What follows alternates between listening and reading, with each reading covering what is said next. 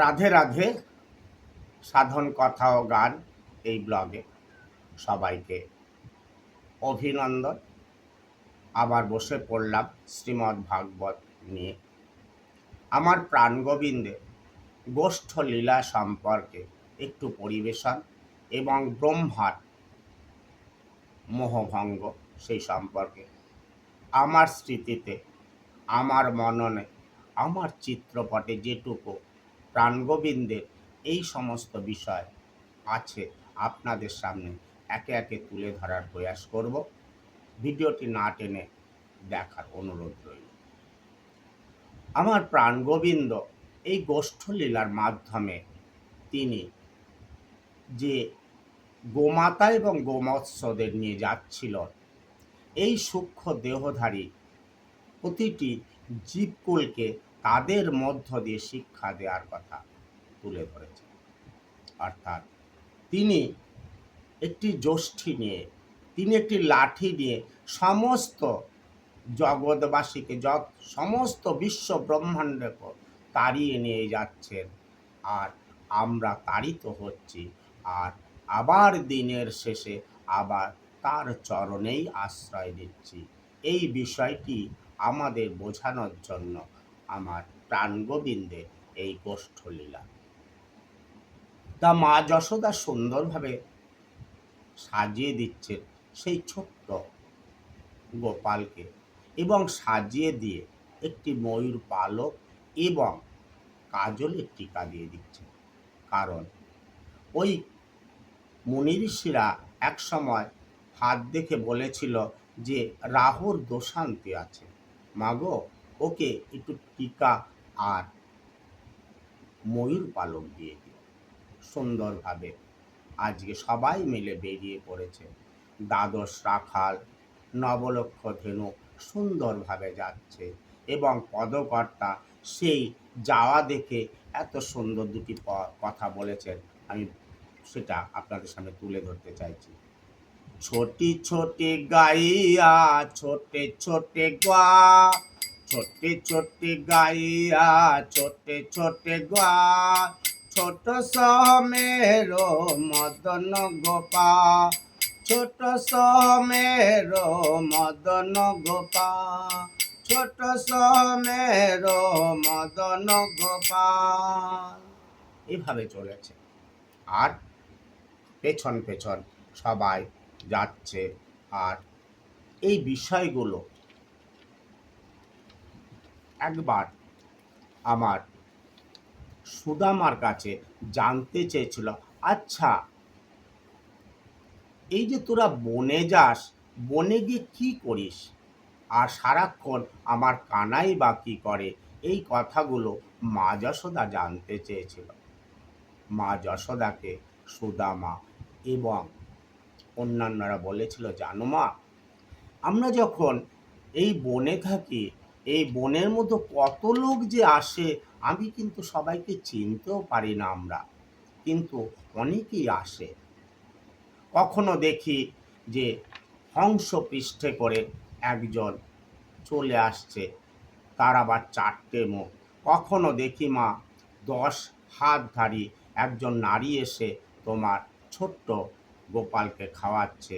কখনো আবার বিষে পৃষ্ঠে করে আসছে একজন জটা জুটোধারী। এরকম কত লোক আসে মা।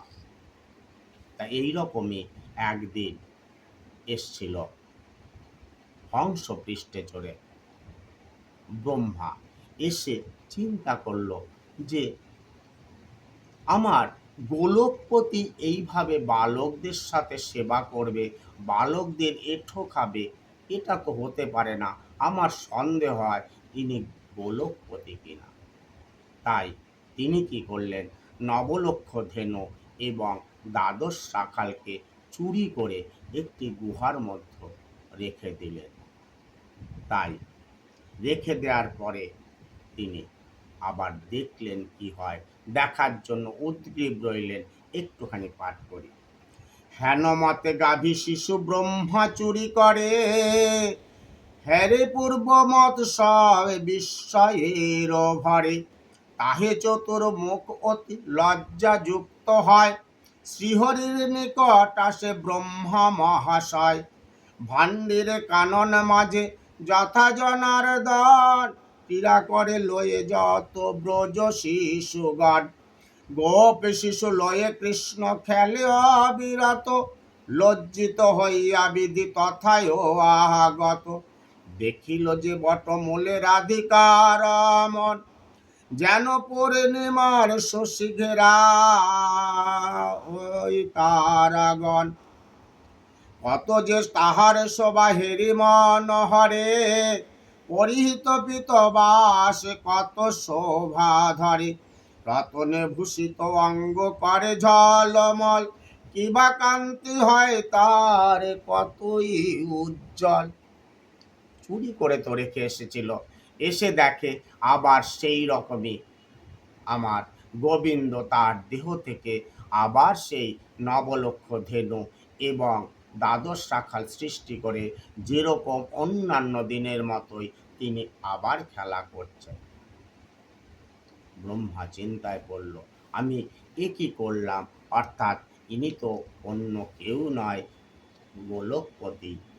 তাই তিনি তার কাছে ক্ষমা ভিক্ষা চাইলেন, এবং শুধু ক্ষমা ভিক্ষা নয়, বুঝতে পারলেন আমি যে অন্যায় করেছি এই অন্যায় আর ক্ষমা হয় না, আমি তাকে চিনতে পারলাম না, তার স্মরণে মননে সর্বদাই তার কথাই ভাবি, অথচ সেই জগৎপতি বিশ্বপতিকে আমি চিনতে পারলাম না। দয়াময় কর দয়া অধমের প্রতি, কহ দেবে কি বা হবে এ জনার গতি, তোমার শ্রী পদে হরি করি নিবেদন, এন ভক্তি দেহ মোরে দেব নারায়ণ, তব ভক্ত হব রব তব গুণগানে, যেন সদা থাকি তব ভক্তি সন্নিধানে। আমরাও কিন্তু চিনতে পারি না, আমাদের বাড়ির দরজায়, আমাদের আশেপাশে এমন অনেক লোক আসা যাওয়া করে, অনেক লোক আসে যাদের আমরা তিরস্কার করি।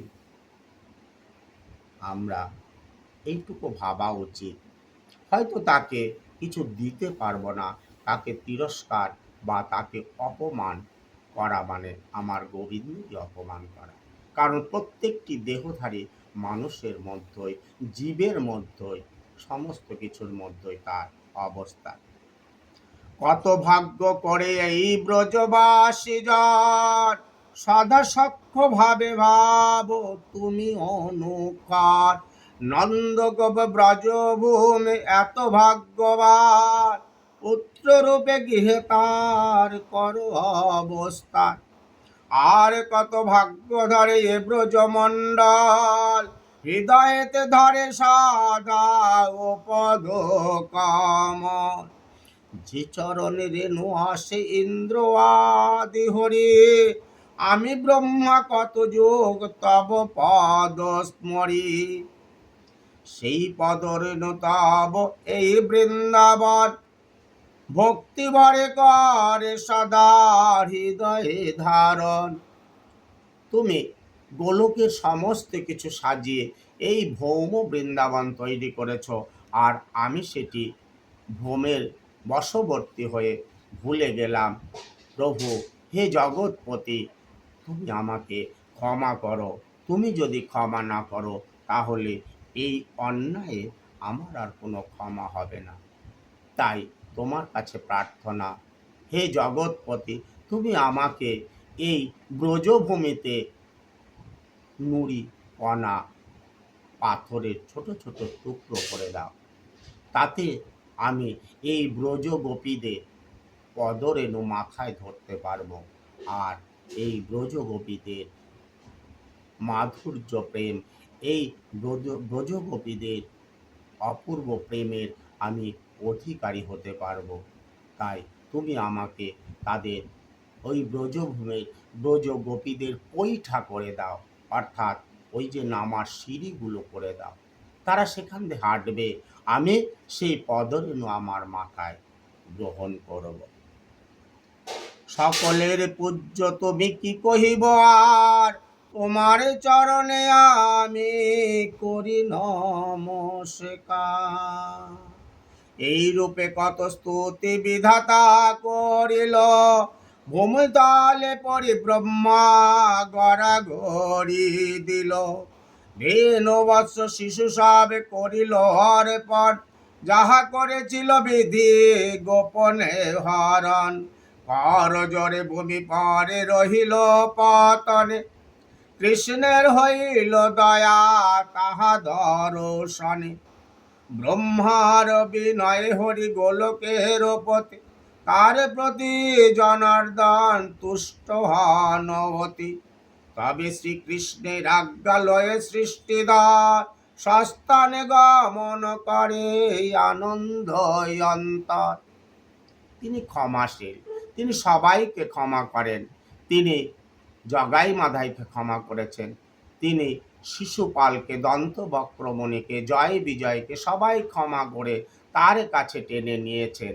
বিপরীত ভক্তি হলেও তাদেরকেও টেনে নিয়েছেন। তাই আজকে ব্রহ্মাকেও ক্ষমা করলেন এবং ব্রহ্মা ফিরে গেলেন। শ্রীহরি মঙ্গল কথা কর্ণে যায় যায় যার, অনাসে ভব নদী হয় সে উদ্ধার। তার কভু নাই হয় সমনের ভয়, শ্রীহরি কৃপায় তার হয় সদা জয়। ইহলোকে সুখ ভোগ করে অনুক্ষণ, পরলোকে যায় সে বৈকুণ্ঠ ভুবন। এইভাবেই সবাইকে একদিন সেই গোবিন্দের চরণেই আশ্রয় পেতে হবে। তাই আজকে ব্রহ্মাও সেই গোবিন্দ পদ আশ্রয় করে তার প্রাপ্তি হলো এবং পরবর্তী সময়ে তিনি আবার এসেছিলেন, সে কথা আবার অন্য কোনো একদিন। রাধে রাধে। এতক্ষণ আমার সঙ্গে সঙ্গ দেওয়ার জন্য সবাইকে অসংখ্য ধন্যবাদ।